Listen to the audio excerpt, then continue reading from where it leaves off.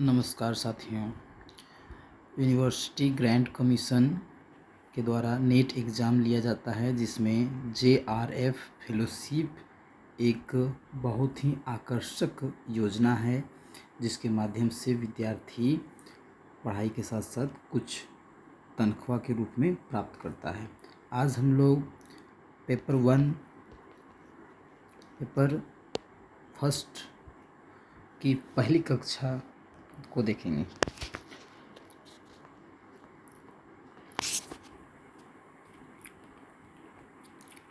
और पहले स्थान पर आती है शिक्षण अभिक्षमता अर्थात टीचिंग एप्टीट्यूड। और टीचिंग एप्टीट्यूड के अंतर्गत कुछ हम लोग ऐसे महानुभाव और ऐसे महान व्यक्तियों के बारे में पढ़ेंगे और उनके आदर्शों के बारे में पढ़ेंगे, जिन्होंने शिक्षण और शिक्षण अभिक्षमता के संबंध में कुछ अपनी विशेषताओं को अपनी राय रखी हैं, जो परीक्षा में काफ़ी बार पूछा जाता है। तो पहले स्थान पर अगर देखें तो APJ अब्दुल कलाम जो हैं वो शिक्षण को लेकर के कहते हैं कि शिक्षण एक बहुत ही महान व्यवसाय है, अर्थात प्रोफेशन है, और जो व्यक्ति के चरित्र, क्षमता और भविष्य को आकार देता है। इसी प्रकार से अगर हम देखें तो G.K. चेस्टरटन कहते हैं कि शिक्षा समाज की एक आत्मा की भांति है, जो एक पीढ़ी से, एक जनरेशन से दूसरी जनरेशन तक जाती है। इसी प्रकार से हम थोड़ा आगे बढ़ें तो देखेंगे कि भारत सरकार के द्वारा 2015 में सतत विकास के लिए 2030 की कार्यसूची अर्थात सतत विकास लक्ष्य 4 यानी कि स्टेट डेवलपमेंट गोल्स 4 में परिलक्षित वैश्विक शिक्षा विभाग कार्यसूची में समावेशी और समान गुणवत्ता वाली शिक्षा सुनिश्चित करना और 2030 तक सभी के लिए आजीवन अधिगम के अवसरों को बढ़ावा देना है। अर्थात यहाँ पर जरा सा भी हम ध्यान दें तो हमको देखने को मिलता है कि 2030 के बाद जो पढ़ाई का लेवल है वह आजीवन अधिगम अर्थात किसी एक स्तर पर रुकना नहीं, बल्कि आगे बढ़ते रहना है, रिसर्च की ओर इशारा किया गया है। शिक्षण अभिक्षमता के बारे में जानने से पहले अब थोड़ा हम शिक्षा और शिक्षण के बारे में जान लेते हैं। शिक्षा शब्द की उत्पत्ति शिक्ष से हुई है, जिसका अर्थ है ज्ञान प्राप्त करना या ज्ञान अर्जन करना। शिक्षा का क्या उद्देश्य हो सकता है? शिक्षा का उद्देश्य शिष्य अर्थात स्टूडेंट के ज्ञान एवं व्यवहार, नॉलेज एंड बिहेवियर में वांछित परिवर्तन अर्थात कुछ चेंज लाना। जैसे उसके अंदर कोई बुराई है तो उन बुराइयों को ख़त्म करके उनको उनके अंदर अच्छाई को विकास कर लेना। अब गुरु श्री रविंद्रनाथ टैगोर क्या कहते हैं? उनके अनुसार शिक्षा का मुख्य उद्देश्य आत्म साक्षात्कार है, जिसका अर्थ है अपने आप यानी कि स्वयं में सार्वभौमिक आत्मा की प्राप्ति करना। यह एक ऐसी प्रक्रिया है जिसकी अनुभूति शिक्षा के बिना असंभव है। गुरु टैगोर ने प्राचीन वेदांग का संश्लेषण भी किया है। ठीक इसी प्रकार से स्वामी विवेकानंद जी कहते हैं कि शिक्षा एक व्यक्ति में पहले से ही पूर्णता की अभिव्यक्ति है। अरस्तु की बात करें तो अरस्तु इसके संबंध में कहते हैं कि एक स्वस्थ शरीर, एक हेल्दी बॉडी जो है, हेल्दी इंसान ही क्या कर सकता है? वह स्वस्थ मस्तिष्क के निर्माण के रूप में अर्थात एक स्वस्थ शरीर में एक स्वस्थ मस्तिष्क के निर्माण के रूप में परिभाषित उन्होंने किया है। हेनरिक पेस्टोलॉजी के अनुसार शिक्षा मनुष्य की जन्मजात शक्तियों का प्राकृतिक, सामंजस्यपूर्ण और प्रगतिशील विकास है।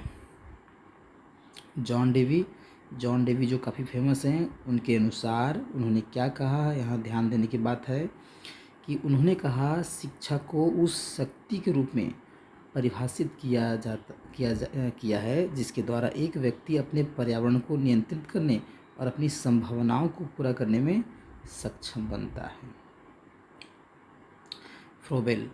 फ्रोबेल के अनुसार शिक्षा एक ऐसी प्रक्रिया है जिसके द्वारा बच्चा अपनी आंतरिक क्षमता को इस प्रकार विकसित अर्थात डेवलप करता है कि वह बाहरी वातावरण में सार्थक रूप से भाग ले सके। शिक्षा को समझना है तो उसके परिभाषा को व्यापक या संकुचित दो प्रकार से हम समझ सकते हैं। सामान्य रूप से अगर कहें तो व्यापक मतलब बड़ा होता है और संकुचित मतलब छोटा होता है। तो शिक्षा के व्यापक अर्थ के अनुसार हम कह सकते हैं, व्यापक मतलब बड़ा, यानी कि बड़ा मतलब यह संसार, सारा संसार हमारा शिक्षा क्षेत्र ही तो है। हम कहीं जाते हैं तो कुछ न कुछ सीखते हैं। शिक्षा का उद्देश्य मानव व्यक्तित्व का सर्वांगीण विकास है। सभी व्यक्ति, चाहे वह बाल हो, युवा हो, वृद्ध हो, स्त्री हो, पुरुष हो, सबका सब वो स्टूडेंट हैं, विद्यार्थी हैं। हम जीवन पर्यंत कुछ न कुछ सीखते रहते हैं, सत्य बात है। अतः व्यक्ति का पूरा जीवन शिक्षा काल है, ये इसका व्यापक परिभाषा हुई। अब हम लोग आते हैं शिक्षा के संकुचित अर्थ के अनुसार। शिक्षा के संकुचित अर्थ के अनुसार बातचीत करें तो शिक्षा केवल शिक्षण संस्थानों में ही दी जाती है, अर्थात जैसे स्कूल, कॉलेजेस, यूनिवर्सिटीज़। इसका एक निश्चित पाठ्यक्रम अर्थात सिलेबस और अवधि मतलब टाइम है।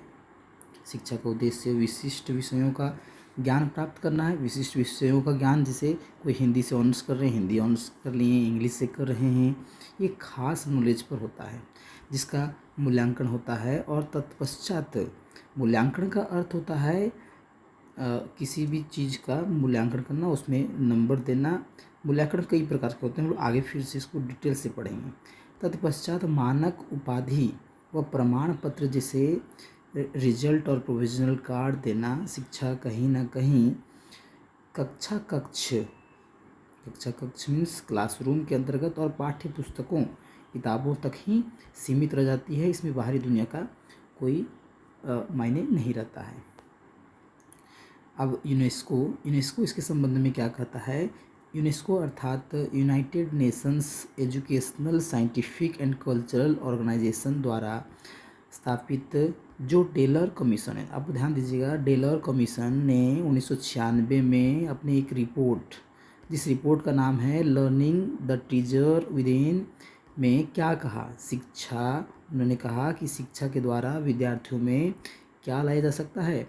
मानवाधिकार लाया जा सकता है, सामाजिक उत्तरदायित्व, सामाजिक समानता, लोकतांत्रिक भागीदारी, सहिष्णुता, साथ ही सहकारी भावना, रचनात्मकता, पर्यावरण के प्रति संवेदनशीलता, शांति, अहिंसा, प्रेम आदि मूल्य विकसित करने पर बल दिया है। काफ़ी ज़्यादा यह महत्वपूर्ण पॉइंट है। इसको आप रिपीट करके, वीडियो स्किप करके देख लें, पीछे स्किप कर लें दोबारा से और देख लें। जैक्स डेलर्स ने शिक्षा के 4 स्तंभ स्थापित किए हैं। उन्होंने कहा कि शिक्षा के 4 स्तंभ हैं। अगर हम बात करें तो लोकतंत्र के भी 4 स्तंभ हैं। लोकतंत्र के 4 स्तंभ हैं। उसी प्रकार से जैक्स ने शिक्षा के 4 स्तंभ को दर्शाया है। पहले बात करें तो कुछ बनने के लिए अधिगम अर्थात लर्निंग टू बी, ज्ञान के लिए अधिगम अर्थात लर्निंग फॉर नॉलेज, कुछ करने के लिए अधिगम अर्थात लर्निंग टू डू,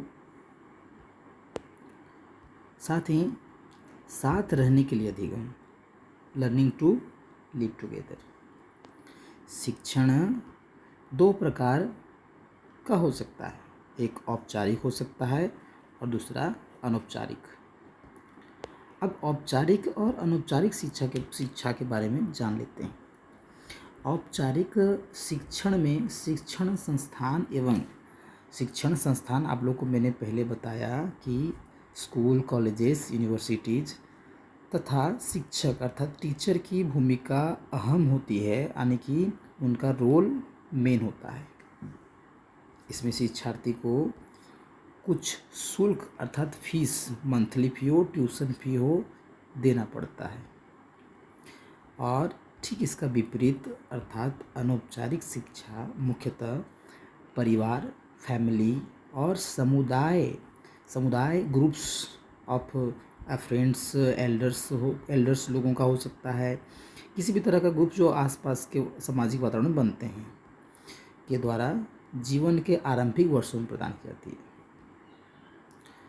अब थोड़ा सा ध्यान देंगे कि जो शिक्षक दिवस मनाया जाता है, यूनेस्को जो है वो शिक्षक दिवस 5 अक्टूबर को विश्व शिक्षक दिवस के रूप में मनाता है, परंतु अगर भारत की बात करें तो 5 सितंबर को शिक्षक दिवस के रूप में मनाता है। कई बार ये प्रश्न पूछ चुका है और जब ये प्रश्न पूछता है तो विद्यार्थियों में सहज ही 5 सितंबर का उत्तर टिक लगा के आते हैं, जबकि उनको देखना चाहिए कि किस संदर्भ में वो पूछा हुआ है। यूनेस्को अंतर्राष्ट्रीय स्तर पर है या राष्ट्रीय स्तर पर, भारत के स्तर पर है, उसके अनुसार उनको उत्तर देना चाहिए।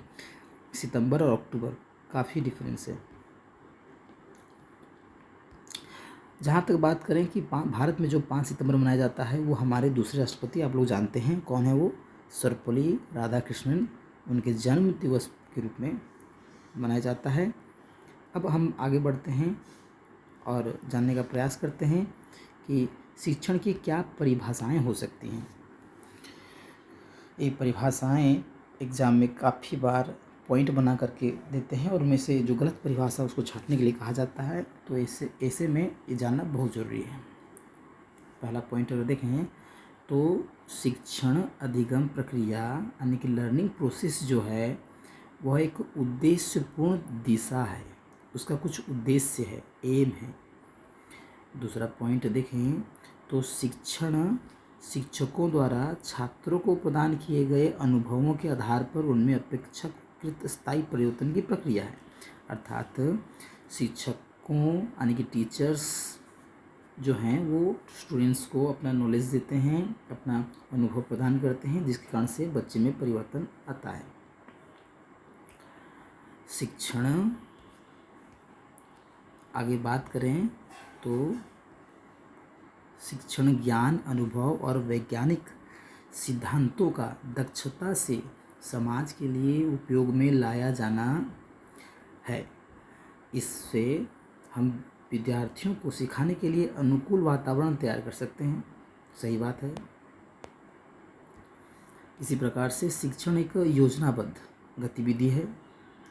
इसकी प्रभावशीलता इस बात पर निर्भर करती है कि शिक्षार्थी कितनी सुगमता, सरलता और शुद्धता से विषय वस्तु को ग्रहण करते हैं। शिक्षण पूर्व निर्धारित उद्देश्यों को प्राप्त करने के लिए शिक्षार्थी अर्थात स्टूडेंट, शिक्षक यानी कि टीचर और अन्य चरों, वेरिएबल्स, ये चरों को तो आप थोड़ा याद रखिएगा, अगले क्लास में डिटेल्स से इसके बारे में बात करेंगे, को सुव्यवस्थित तरीके से संगठित करने की एक प्रक्रिया है। शिक्षण छात्रों द्वारा वांछित ज्ञान और कौशल सीखने एवं अधिग्रहण करने की प्रक्रिया। 3 चीज़ें हैं, वांछित ज्ञान, कौशल सीखने एवं अधिग्रहण करने की एक प्रक्रिया है, जिससे वे समाज में बेहतर जीवन यापन कर सकते हैं। शिक्षण के 3 आधार हैं, क्यों, कैसे, क्या। क्यों का उत्तर दर्शन शास्त्र के द्वारा, कैसे का उत्तर मनोविज्ञान के द्वारा और क्या का उत्तर समाज शास्त्र के द्वारा दिया जाता है। इस प्रकार से हम कह सकते हैं कि शिक्षा का मूल आधार दर्शन शास्त्र, मनोविज्ञान और समाज शास्त्र है। यानी कि अरिस्टोटल के अनुसार शिक्षा का मुख्य उद्देश्य व्यक्ति को नैतिक एवं बौद्धिक सद्गुणों का आधार बनाता है। व्यक्ति को ऐसे श्रेष्ठतम मूल्यों की अलंकृत करना है जो मानवता के लिए आवश्यक है। अब हम कुछ शिक्षण के विचारों को बात कर लेते हैं जो परीक्षा में कई बार पूछा गया है। तो पहला में आता है आदर्शवाद, जिसको हम कहते हैं आइडियलिज्म। आइडियलिज्म यानी कि नैतिक मूल्य, मोरल वैल्यूज, आध्यात्मिकता, स्पिरिचुअलिटी, आत्म अनुभूति यानी कि सेल्फ रियलाइजेशन, आत्म अनुशासन सेल्फ डिसिप्लिन, व्यक्तित्व के उन्नयन यानी कि पर्सनालिटी डेवलपमेंट पर बल देता है। आप इन सारे अंग्रेजी शब्दों को भी ध्यान में रखते जाइएगा, क्योंकि ये जो अंग्रेजी शब्द हैं वो एग्ज़ाम में काफ़ी ज़्यादा हेल्पफुल होते हैं। संक्षिप्त शब्दों में कहें तो सत्यम, ट्रूथ, शिवम, गुडनेस और सुंदरता क्रिएटिविटी की व्याख्या है। अर्थात सत्यम, शिवम, सुंदरम की व्याख्याता है। अब आगे आते हैं और जानते हैं कि नेचुरलिज्म यानी कि प्रकृतिवाद किसे कहते हैं। तो प्रकृतिवाद में प्रकृति को ही शिक्षक मान लिया जाता है कि वो जो प्रकृति है वही टीचर है। एग्जाम्पल के तौर पर अगर देखें कि कोई बच्चा यदि चाहे कि वो वृक्ष पर चढ़ना चाहता है तो वो किताब के माध्यम से नहीं चढ़ सकता है, बल्कि उसे ऐसे तो करने देना पड़ेगा। गिरने से उसे अपनी भूल का एहसास होगा। यह एक प्रकार से शिक्षार्थी केंद्रित शिक्षण है। डाल्टन द्वारा प्रस्तावित शिक्षण विधियाँ क्रिया द्वारा सीखना लर्निंग बाय डूइंग, अनुभव, इंद्रियों द्वारा शिक्षण निरीक्षण ऑब्जर्वेशन, क्रीड़ा अर्थात प्ले वे, ह्यूरिस्टिक आदि प्रकृतिवाद के अंतर्गत ही आते हैं। जॉन डेवी को प्रयोजनवाद अर्थात प्रैग्मेटिज्म का मुख्य प्रतिपादक माना गया है। इसका प्रयोगवाद अर्थात एक्सपेरिमेंटलिज्म भी कहा गया है। प्रयोगवाद में क्रियाशीलता तथा व्यवहारिकता को महत्वपूर्ण स्थान दिया गया है। प्रयोजनवाद को अमेरिका की देन माना गया है। इसमें पूर्व निश्चित आदर्शों या सत्य का कोई स्थान नहीं। अनुभव ही सब मूल्यों की कसौटी है, लर्निंग बाय एक्सपीरियंस।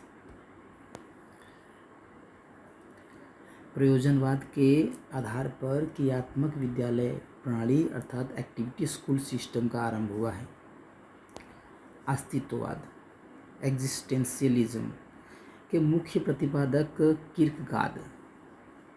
प्रश्न पूछा जाएगा कि अस्तित्ववाद के मुख्य प्रतिपादक अर्थात चार इंसान का, चार महानुभवों का नाम और चार विचारों का दिया रहेगा, जिसमें आपको मिलान करना रहेगा और तब आपको अस्तित्ववाद को लेकर के किर्कगार्ड को सही मिलान करना पड़ेगा। जिनका यह कहना है कि मेरा अस्तित्व है क्योंकि मैं ऐसा सोचता हूँ, मैं इसलिए सोचता हूँ कि मेरा अस्तित्व है। शब्द काफ़ी आसान है लेकिन इनको समझना थोड़ा जटिल है। अस्तित्ववाद में व्यक्तिवाद अथवा इंडिविजुअलिज्म पर अधिक बल दिया गया है। अस्तित्व को मूल मंत्र जो है वो है अपने आप को जानो। अगला शिक्षण के विधियों में आता है योग अर्थात योगा के माध्यम से शिक्षण के 8 घटक हैं। कुल मिलाकर के कहें तो ये 8 घटक कौन कौन से हैं, तो यम या आत्मनियंत्रण सेल्फ कंट्रोल, नियम अर्थात ऑब्जर्वेंस, आसन अर्थात पोस्चर्स, प्राणायाम अर्थात ब्रीथ कंट्रोल, प्रत्याहार अर्थात रिस्ट्रेन, धारणा अर्थात माइंड स्टडी, ध्यान अर्थात कंसंट्रेशन और समाधि अर्थात मेडिटेशन। परंपरागत रूप से भारतीय दर्शन के 6 रूप माने जाते हैं, जिसमें से एक योग है। ऋषि पतंजलि को योग शास्त्र का रचयिता माना जाता है। यह मात्र शारीरिक व्यायाम नहीं है। आगे आते हैं और जानते हैं रचनावाद, काफ़ी ज़्यादा इम्पोर्टेंट है। तो कंस्ट्रक्टिविज्म जीन पियाजे के अनुसार समायोजन और आत्मसातीकरण अर्थात एकोमोडेशन और एसिमिलेशन अधिगम की मूल बातें हैं। एक शिक्षार्थी संयोजन के माध्यम से एक नई योजना विकसित करता है नए अनुभवों को पहले से उपस्थित योजनाओं में आत्मसात कर लिया जाता है या उन्हें नई योजना बनाकर समायोजित किया जा सकता है। ऐसे स्थिति को रचनावाद कहा जाता है। अब बात करते हैं मानवतावाद अर्थात ह्यूमनिज्म। यह मनुष्य को सभी गतिविधि का केंद्र और मानदंड मानता है, अर्थात मानव ही सब कुछ है। अधिगम का यह रूप आत्म साक्षात्कार या वास्तविकीकरण यानी कि सेल्फ एक्चुअलाइजेशन पर निर्भर है। कार्ल रोजर्स, ध्यान दीजिएगा, कार्ल रोजर्स और अब्राहम मास्लो मानवतावाद के मुख्य समर्थक हैं। इसी प्रकार से अनुभववाद अर्थात एम्पिरिसिज्म अनुभववाद के अनुसार हमारा संवेदी तंत्र हमारी सभी अवधारणाएं और ज्ञान का अंतिम स्रोत है। फिर आता है व्यवहारवाद यानी कि बिहेवियरिज्म, व्यवहार में बदलाव के द्वारा सीखना व्यवहारवाद कहलाता है। E.L. थॉर्नडाइक ने अभ्यास के नियम और प्रभाव के नियम को प्रतिपादित किया। गेस्टल्ट मनोवैज्ञानिक, गेस्टल्ट साइकोलॉजी, जिस प्रकार शरीर की कोशिकाएं, ऊतक, अंग आदि होते हैं और इन सभी घटकों का योग अंगों के योग से अधिक होता है। ऐसा इसलिए है क्योंकि भाग एक दूसरे से जुड़े हुए हैं और उनके मध्य परस्पर तालमेल बना हुआ है तथा यह धारणा अंतर्दृष्टि पर बल देता है। विभिन्न दर्शनग्राही दर्शन अर्थात इलेक्ट्रिक फिलोसॉफी क्या है, तो यह एक विचित्र प्रकार का शैक्षिक दर्शन है जो विभिन्न दर्शनों से सभी अच्छे विचारों और सिद्धांतों को निश्चित करता है। अब बात कर लेते हैं थोड़ा सा जितना भी हम लोगों ने पढ़ा उसके शिक्षा की कौन कौन से दर्शन है और उनके प्रस्ताव कौन कौन है, किसने कहा, ये काफ़ी इम्पोर्टेंट है एग्जाम को लेकर के। तो पहला देखा जाए तो बुनियादी शिक्षा यानी कि वर्धा शिक्षा सिस्टम के प्रस्तावक कौन है, तो वो महात्मा गांधी हैं। अधिगम प्रकृति में और प्रकृति से होना चाहिए, इसको किसने कहा, तो रविंद्रनाथ टैगोर जी ने कहा। तो एकात्मक शिक्षा इंटीग्रल एजुकेशन किसने कहा, श्री अरबिंदो ने कहा। तो भारतीय दर्शन के आध्यात्मिक पहलुओं पर ध्यान दें, किसने कहा, सर्वपल्ली राधाकृष्णन ने कहा। मानव मन को बदलने के लिए शिक्षा होना चाहिए, किसने कहा, जे कृष्णमूर्ति ने कहा। प्रायोगिक शिक्षा एक्सपेरिएंशियल लर्निंग किसने कहा, जॉन डेवी ने कहा। व्यक्तित्व के विकास के माध्यम से स्वशिक्षा किसने कहा, मारिया मोंटेसरी ने कहा। तो काइंडरगार्टन एवं स्व गतिविधि रचना और सामाजिक सहयोग पर ध्यान केंद्रित करना, इसको किसने कहा, तो फ्रेडरिक फ्रोबेल ने कहा। इसी प्रकार से कोई औपचारिक शिक्षा नहीं होना चाहिए, प्रकृति ही शिक्षा यानी कि शिक्षक है, वही सिखाता है, इसको किसने कहा, जीन जैक्स अर्थात रूसो ने कहा। धन्यवाद दोस्तों, अंतिम रूप से बने रहने के लिए आपका कोटि कोटि धन्यवाद। आप हमारे चैनल से जुड़े रहें ताकि यूजीसी नेट के हैंड्स नोट अर्थात अपने द्वारा बनाए गए नोट्स को प्राप्त करें और सहज तरीके से यूजीसी नेट के सारे सिलेबस को समझें। धन्यवाद।